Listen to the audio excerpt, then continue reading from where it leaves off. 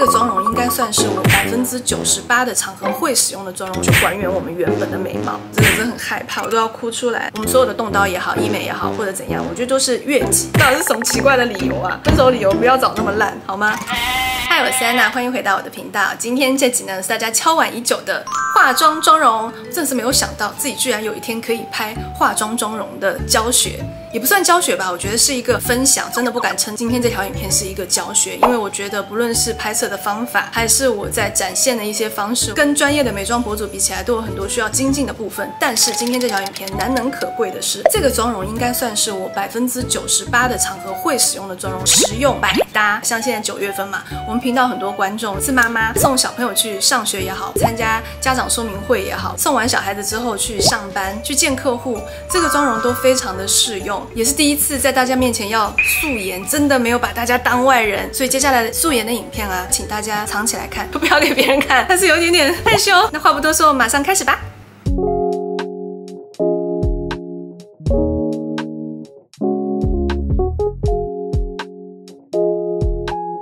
这个就是初始版的我了，早上刚起床，毫无修饰的一张脸，我脸上的瑕疵还是蛮明显的，像我自己非常在意的黑眼圈，这里有一个胎记，之前给皮肤科医师看过，这个叫血管瘤之类的，它本身其实颜色会更深一点。我从高中毕业就已经开始做雷射，然后做了非常多次，可是它就是退到这个颜色之后呢，它就退不下去了。但是呢，等一下我化完妆之后，大家就可以看到，其实它可以遮到几乎肉眼看不到的一个状态。所以大家如果脸上有些瑕疵啊，就不要害怕，其实慢慢通过一些化妆也好，或者透过一些医美也好，就是都可以把脸上的一些瑕疵去修饰掉。第一步就是底妆，底妆的部分之前一定要把保湿都做足。那我脸上是水乳霜，其实一个都不差，全部都已经上完了。我们出去玩，我就会想要去看看当地的那些化妆品、彩妆品，它是什么样的东西。那在台湾我就会想要去逛康是美啊、宝雅啊这一类的台湾本土的，找当地的宝藏。最近在用的呢就是这一支，美妆博主都要这样子，为什么要这样子啊？直接这样不会对焦吗？啊，有这样子啊，原来这样子是为了要对焦啊。底妆呢，很多教学说要买那个彩妆棒，但是我觉得普通人你在上妆的时候，其实没有必要买那么多的工具，因为我们的手就是最好的工具。粉底呢，就把它放在手上。一泵就好了，这样子。然后你用你的手指，比如说食指，你这样中指哦，对不起，这是中指。看一下这个手法啊，就是要这样子铺在你的手指上，先把它涂下来，然后再这样平平的推开，避开这个眼圈这一圈啊。刚刚我这下力有点猛，让你的粉底是出现在这个三角的这个区域。拿出你的美妆蛋，是不是已经很久没有看到有人在用美妆蛋了？对，我就是这个念旧的人。现在都流行那种海绵粉扑，但是我因为以前囤这个美妆蛋啊，囤的实在是有点多，所以呢，我现在还在用美妆蛋。我又觉得它不好用啊，把它沾湿之后用，我觉得蛮好用的。一边上完是这样，然后上另外一边，一定要每一次都很薄，社交距离看你才不会很奇怪。注意避开哦，避开黑眼圈的地方。黑眼圈等一下我再说要怎么弄。下巴注意哦，这样子一道画下来之后，画到做一点点延展，就是做到这边，因为我们的下巴我会希望它可以是亮亮的、长长的，所以呢，你就是要把它画到最长的这个位置，往两边把它铺开。额头也是哦，这样子。所以你说我这一条影片就是一个失败的影片。发际线这边要带到，但不要涂上去哦，鼻子旁边一样要带到。我们用海绵的这个手法，不要这样印上去，要这样，有一点点往外拖，要往外拖，往外拖，往外拖，往外拖。然后拖沿着下颌线这边过来之后收一下，这样有些搓泥的部分就会被你带到这个海绵蛋或者你的海绵上面，就会比较干净。我今天在讲这个妆面的时候，我们一直在讲要干净，因为确实社交的妆容没有什么比干净更重要。别人会觉得你是天生好皮肤，嘴唇比较深的女生啊，或者男生上底妆的时候有一些余粉就直接打在你的嘴唇上，这样子等一下会让你的唇彩的颜色更好的显出来。粉底的部分有把它用完，然后我们刚刚不是有避开我们的黑眼圈的部分吗？黑眼圈的部分呢，我们就是要选一个遮瑕去处理它。我用的这个遮瑕呢是这个 IPSA 的，我已经用了非常多年，我买了不知道多少盒了。它是3色的，我是从小就有黑眼圈，因为我有过敏的问题，通常就会拿这个鲑鱼粉来处理。那在用的时候呢，就是手指这样把它按在上面，用你手指的温度把它这个膏体呢去做一个融化，不要涂很多，一点点就好，就印在上面，然后过一下之后呢，手指拿下来，上面就已经会有一些些遮瑕膏体在上面了。然后呢，就拿这个膏体就这样印在眼睛上，不要印到两头哦，就是从中间开始，然后往两边。我们所有的底妆啊、遮瑕都要少量多次的上，少量多次是很保险的一个方式。其实区别还蛮大的耶。原来青青的地方它已经被我们的鲑鱼粉中和掉了，中和掉之后呢，可是你看这个泪沟就更明显了，对不对？泪沟怎么找？如果有些人泪沟是相对平面，你不知道怎么找，你就这样子，你就会发现那沟沟壑壑的很明显。好，还有一种方式，手机上这个手电筒打上来，你看用这个光影就可以看到。比如说法令纹啊、泪沟啊，这边就都很明显，对不对？可以自己用自己喜欢的方式去找到脸上的泪沟。但是我觉得常常在照镜子的女生应该非常清楚自己脸上的问题是什么。用这个小刷子，然后选最浅的这个颜色，细细一条就好了。有没有比刚刚更淡一些了？千万不要把白色的一直往下画。这边已经有做完了，然后这边还没有做。然后呢，我们现在用同样的方式来把左边的眼睛来处理一下。好。这样子呢，黑眼圈差不多就已经被我们解决掉了。因为我们是日常妆容，所以我不希望脸上有非常厚重的妆感，所以差不多就会遮到这样，而不是说去追求完全它不见。因为我觉得太过厚重呢，在社交距离看起来也会觉得很奇怪，留下脸上一点点的瑕疵呢，反而会更显得真实一点。刚刚不是有讲到脸上有一个这样子的小点点嘛？用粉底遮完之后呢，它已经不太看得见了，但是呢，还是会想要让它更隐形一点。我一样会用这个 IPSA 的这个遮瑕呢，去给它遮一下。一样是用最亮的色号，这样就没有了。因为我脸上没有痘痘什么的，我脸上的问题更多是一些肤色不均啊、暗沉啊等等，基本的东西已经弄好了，那我们就要去做一个提亮，把脸上一些凹陷的、我们不想要的阴影把它去去掉。那这个提亮呢，我用的是这个 Himi 这个牌子。用提亮呢，有一个很简单的思考模式，就是你平时在修你自己的照片的时候，你会拿你的 App。去提亮的地方，去填补的地方，你在化妆的时候就直接用提亮的这个颜色去把它做一个补充就好了，非常非常少的用量，不要用很多，一点点。我通常呢都会觉得我笑起来的时候，这个地方会有一个阴影，我自己不是很喜欢，但可能有些人喜欢就可以保留。所以这一步我觉得他们有标准答案，不要去看网络上那些很制式的，就一定要提多少个地方，就是你去看，把你的照片拍下来，你不喜欢的地方你去做一个调整。我觉得每个人他适合的妆面都不一样，做的提亮通常是在这个地方。会化妆的人都很会修照片。我不知道别人是怎样，反正我很会修照片。我超会修照片，我还有拿过那种 Photoshop 的比赛，杭州市少儿金奖。那个时候华纳不是有很多艺人的照片都是要你修吗？我觉得过不去我这一关。我觉得这个照片它应该出去会更好看，可以更精神。很多时候，比如说一些光线不好的地方，会非常容易就是出现那个照片拍出来很死亡，但你明明就不长那样子。所以呢，我们就是要透过化妆也好，然后透过修图也好，去还原我们原本的美貌，让我们看到的这个人跟真实你的样貌会更相似一点，而不是换头。我觉得化妆的要义绝对不是换头。这边有一些木偶纹，我们把它去一下。舌头顶出来很丑这个样子，可是非常有用。这边就是属于经常因为小孩啊，老公有些时候跟小孩合伙作案，你们到底在干嘛？久了之后，这边就会有一个阴影在。主要是小孩跟老公没有什么关系。这样底妆差不多就是一个社交距离 OK 的一个样子。接下来就是要处理眉毛的部分了。首先要拿一个这样子的眉刷，然后把眉毛刷一刷。眉头这边我会这样把它这样往这边，看到吗？就是这样。这样子过来一点，它就会比较明显一点。因为我的眉毛不是那种条件很好的眉毛，我觉得有些人眉毛长得就是很漂亮，就很浓，比如说像你，就是很多。我女儿也是，你要去做的就是去剪发，把它刮一刮、修一修就好了。但我的眉毛就是长在这一段，后半段呢就比较淡。眉粉一样是 Himi 的，我很喜欢买眉粉 ，Himi 眉粉应该是我买过的眉粉里面最满意的眉粉之一。难能可贵的是它真的好便宜，它有很多的颜色可以选。我选的这个是橄榄棕还是橄榄黑，我也不知道 ，Vine Green。好像看起来很像那个当兵时候用的迷彩膏。那咖啡色、绿色、棕色，这话我没办法接。先是选的这个绿色中间的这个颜色，然后去勾勒。我没有先画前面，我是先画后面。其实我眉峰的部分呢没有很明显，所以我希望更多的去强调一下我的眉峰，这样整个人看起来会更精神一点。我现在用的所有的每一笔的颜色全部都是我刚刚说的这个绿色，但是我画上去之后，你们没有觉得我的颜色是绿色，对不对？眉毛上去之后呢就很精神。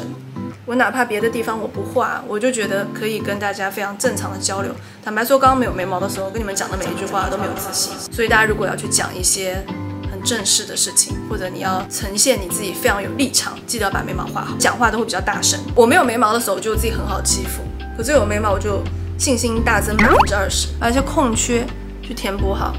眉头其实我有些时候就懒得画，大家可以看自己的需要哦。有一个重点，我们的眉头的高度跟我们的眉尾的高度，它是在同一个水平面上的。你的眉峰通常是在我们眼睛正视的时候，在你黑眼球的外缘的这个线对上去这个位置，长度也很好抓。你的嘴角跟你的眼角对成一条线之后延伸出去的线，这就是你眉尾应该出现的那个点的位置。为什么我懂眉毛这么多呢？因为我大学的化妆课的论文写的就是眉毛，所以我真的很会画眉毛。看一下我们有眉毛的脸跟没有眉毛的脸，是不是有差别？有啊，把另外一边处理一下。我的眉毛两边是非常非常不对称的，其实大家可以翻我之前的影片，有非常非常多集两个眉毛是不对称的。当然我也不会特别追求两边的脸一定要对称，因为我觉得其实脸本身就是不对称的。但是如果可以的话，就是在画的时候尽可能还是把它修整成可以对称的样子。我的那个眉尾的部分啊，它其实是有点往下走，就相比这边的它比较乖，所以我在画的时候呢，我就会稍微注意一下，把它拉平一点，让它的这个高度是保持在跟我的这个眉头是在同一个水平线上。然后这边的眉头我也会稍微加一下，相比这边的眉头，我这边的眉毛就会相对花多一点点的时间。这个头是我画出来的头，这个头是我真正的眉毛的尾巴。我记得眉毛啊，当时我们去拉斯维加斯的时候，我去那个迪奥的专柜，然后呢，迪奥的专柜的那个小姐她是一个棕色皮肤人种，拉丁人。然后他就非得要拉着我给我画一个妆，盛情难却。我说好，那不然就拿我新买的这个给我画一个妆。然后他给我画完之后，就那种你知道吗？就那种欧美那种超级弯的眉毛。然后当时其实我们亚洲相对比较流行的是那种平眉，就是那种比较韩式的平眉，就是那已经蛮久以前的事情了。看我画完之后那个镜子，我真的是很害怕，我都要哭出来。然后那个化妆的那个小姐还跟我讲说 ，Oh you're so pretty， 说你看看海报上的所有的那个超模，她眉毛都是那样子的，没有人在画平眉的。所以就是这个审美真的还是有差异，大家还是可以抓一下自己喜欢的那个样子到底是什么。我刚刚有讲我的眉毛不是会有一个不乖的眉尾在这边吗？所以我现在要把它处理掉，最浅的这个遮瑕的颜色再在我的眉尾下面处理一下。因为我不是永远都在化妆，我不希望我不化妆的时候看起来就是像颗卤蛋，完全没有眉毛这样。唐朝人就只有2节，我还是希望就是还是有一点点眉毛在。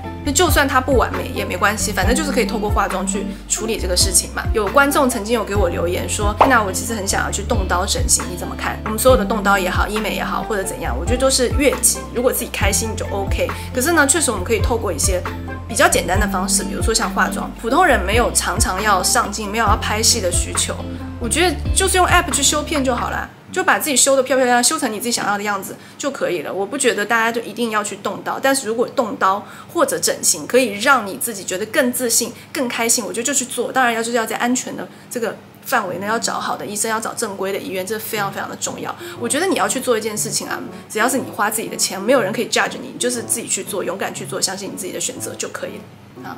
这就是一个强调完的眉毛啊，2颗眉毛也都已经好了啊。我选的这个腮红呢，就是日常生活的腮红，是这样子的一个颜色，粉粉的玫瑰奶茶的颜色，这样沾一下，然后呢铺在你的颧骨这边。看我这个动词用的是不是很精准？铺，不是刷，是铺。不但是会这边铺啊，我是顺带带上来，我眼睛这边就顺带把它铺好了，就是让你整个脸它是呈现一个一样的颜色。第一个起始的点是我们的颧骨的相对最高位置，也可以是选择你的外眼角进来的这个位置。人的脸有3庭嘛，我觉得我的中庭算有点空，有的人的中庭短短的那种可爱可爱的肉脸，或者年纪比较小一点的脸，那个时候你就可能你选择的腮红的位置的打法跟我就是不一样。但是我会希望说我的中庭可能希望它有一点东西，我就会用腮红把它填在就是中庭的位置，不会让它超过，不会让它到这边来。侧面也要照顾到，你看这样才不会你突然转过来之后发现说，这一块怎么是白的？我有些时候是会把腮红当成那个修容去处理，就社交生活的状态，我不太会想要做太多的修容，因为我觉得近看你再浅的棕色它都是棕色，再浅的灰色都是灰色。上镜的时候我们会有很多的修容，是因为这个强光打下来之后啊，会让我们的脸部更平面，而且呢，我们的光源是相对固定的。用完修容之后呢，你的脸可能会相对会有立体感的感觉。但是在生活中为什么没有那么追求立体感呢？是因为我们生活中的光源是会变化的。你会发现说，当你的脸这里画2条网络上流行那种网美妆那种双 C 的阴影之后，你侧过来之后，这边是一坨黑的。但是其实鼻子高的人，你侧过来的时候，这鼻子这边是亮的。我的修容是打在什么样的位置呢？既然聊到了，那我们就来做一下修容。我这个修容是这个牌子的，用这个浅色的眉毛下面本身就有阴影的地方，我不会把它延伸下来，这样子去做一个 C， 会让眼睛看起来更深邃一点点。所有的颜色的选择也好，或者光影的加重也好，更加强调脸部原来有的骨骼，包含一些颜色的选择上，我不会去选择这个颜色是我脸上本身没有的。嘴巴的部分已经打了一个底，因为我刚刚发现从镜头里面看啊，实在是有一点点没有血色，有点吓人。打底的颜色就是我最后等一下要画的颜色，就是这一支爱马仕的几号？18号。通常我会打底的颜色呢，是一个跟自己的唇色接近的一个颜色，不要用一个非常夸张的颜色。我会往我自己嘴巴外缘超过一点点。没有刷具的情况下就用手，但是手一定要是干净的手啊，不要刚刚那个涂完很多东西然后继续抹，你的脸上就会越抹越脏啊。这样就是一个有嘴巴颜色的嘴唇。说起嘴巴颜色这个事情啊，我觉得就是要聊一个比较有趣的。在很多日常生活的状态，尤其是面对男生的时候，他们只认识红颜色。女生在化妆的时候，哪怕我整个脸是素颜，可是我涂了个红颜色的口红，在大部分的人眼里会觉得说，你这个人的妆怎么这么浓啊，是很吃亏的事情，对不对？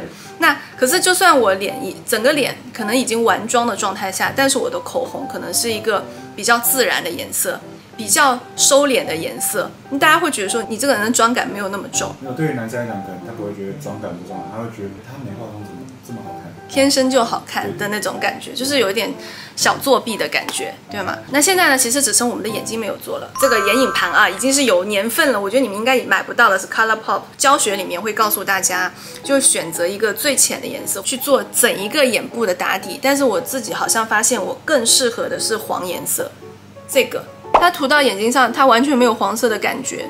可能是因为我们黄种人本身的皮肤颜色它就是黄颜色。打底完之后呢，把刷子稍微清洁一下，我会用一个这样子这个颜色，眼尾开始抓，然后位置呢就是在眉骨下方，我会留出我眼睛中间的这个位置。通常我是不画的，因为我觉得这样子啊，眼睛看起来会比较的年轻。你们有没有去观察过小朋友的眼睛？小朋友眼睛睡着的时候啊，他们这个点都会发光的，就是那种自然的油脂的感觉。然后呢，顺带带一点点下来。双头眉刷呢，我就是用斜角的部分沾这个最深的这个颜色，把你的眉毛抬到最高，眼睛闭到最低，不要从眼尾啊，从这个大概离眼尾还有0.5公分的位置把它拉出来。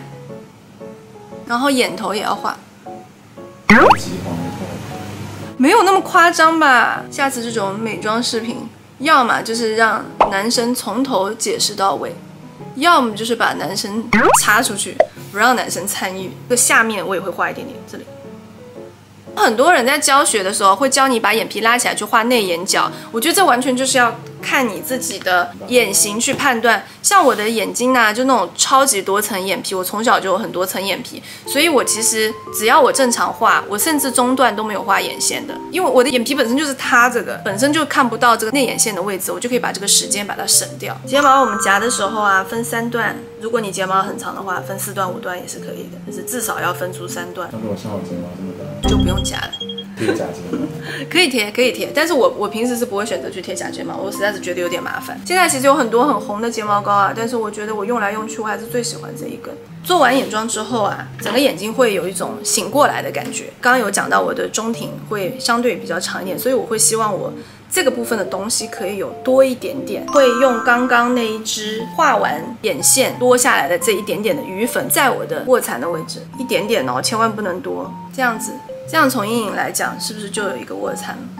你你可以用我们刚刚那个遮瑕膏，这个 IPSA 的遮瑕膏的最亮的位置。我不会喜欢用那种很亮片的那种感觉去做卧蚕的提亮，因为那个感觉妆感就很重，而是我会用原本皮肤使用的遮瑕膏，本身就是你长在皮肤上的颜色，再用最深的这个颜色去把你的卧蚕刚刚画出来这个阴影去做一个衔接，这样你卧蚕出来呢一个比较立体的感觉。一边画了一边没有画，我们要画另外一边咯，看得出来吗？看得出来很明显。那我为什么镜头里看我感觉一点都不明显？好了，这边眼妆也画完了，我要加睫毛了。我把两边的睫毛把它加成一样的。我不知道你们是不是跟我一样会有正反手的问题。我觉得我永远都是某一边会做的比较好，可是另外一边呢就可能做的比较不好。那两边就画好了，从耳根这里下来，这样带一下就好了，拉下来一点点。人中的这个位置，我会拿这个浅色的最浅的这个颜色，在我的嘴唇的上面一点点的位置去画，不要画一整条，会像那个那叫什么大左一点点。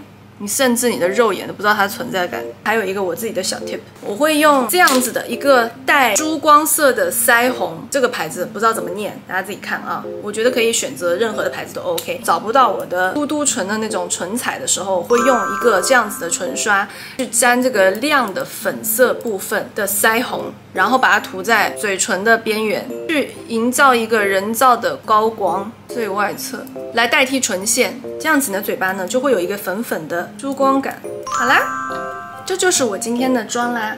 漂亮。定妆不知道放哪里了，有可能在我的车上，那我可能去车上用定妆喷雾再喷一下，这样子就是一个可以出门的妆容，而且你社交距离看也是 OK 的一个妆容。现在是头发什么都没有整理啊，但是我其实平时日常出门头发也不会整理。我觉得脸上的重点已经有了，整个人看起来就已经是精神的，像刚刚那样披的，可能扎起来，我甚至就是直接这样子卷卷卷。我会用一个盘发，用鲨鱼夹之类的。我之前一阵子吧，还在 Dcard 上面有看到有一个讨论串，说想跟女友分手，因为女友都用鲨鱼夹。真的是很问号，鲨鱼夹怎么了吗？鲨鱼夹做错什么事情了吗？为什么女友用鲨鱼夹？这也是值得分手理由吗？我觉得这个女生啊，赶紧跟个男生分手，因为你用鲨鱼夹就跟你分手，到底是什么奇怪的理由啊？分手理由不要找那么烂好吗？鲨鱼夹明明就很好看又方便，而且鲨鱼夹还可以让你的头看起来不会那么的扁。我的头很扁，我这样子就会出门了，这就是一个我的日常妆了。今天是因为跟大家边聊天边化妆，时间可能会花久一点。如果是我平时的话，这个妆容其实也就花10几分钟就已经完成了。我觉得是一个非常简单、快速又上手的日常妆，希望大家喜欢。下周四我们再见啦，拜拜。